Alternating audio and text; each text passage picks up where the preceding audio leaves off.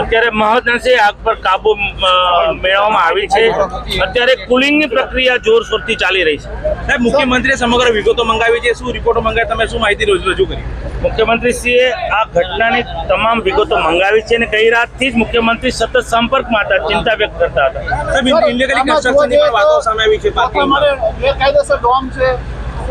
મેં એની વિગત મંગાવી છે ઝોન પાસે કે આ બિલ્ડિંગમાં કેટલું ગેરકાયદેસર હતું, એની વિગતો મંગાવી છે। આવનાર સમયમાં આવી કોઈ બિલ્ડિંગમાં ખોટા શેડ ઊભા કર્યા હોય તો એને તાત્કાલિક ધોરણે દૂર કરવામાં આવશે। કરોડોનું બજેટ ફાળવાય છે ફાયર સિસ્ટમ માટે, આગ ના બહુ ઓજવાય 24 કલાક પછી પણ શું કહેશો?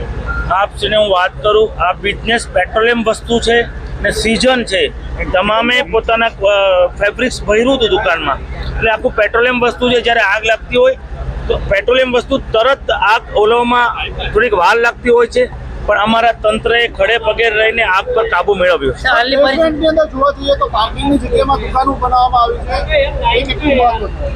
આપની ચેનલથી માધ્યમને ખબર પડે છે, મેં ગઈકાલે જ કોઈ મને કહ્યું, મેં તપાસ પણ કરાવી છે કે આવું કંઈ થશે તો આવનાર સમયમાં તેને પણ અમે દૂર કરીશું।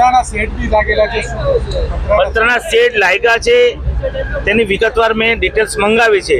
જે કોઈ આ બિલ્ડિંગ નહીં પણ અહીંયા માર્કેટની કોઈ પણ દુકાન પર ગેરકાયદેસર શેડ હશે તો આવનાર સમય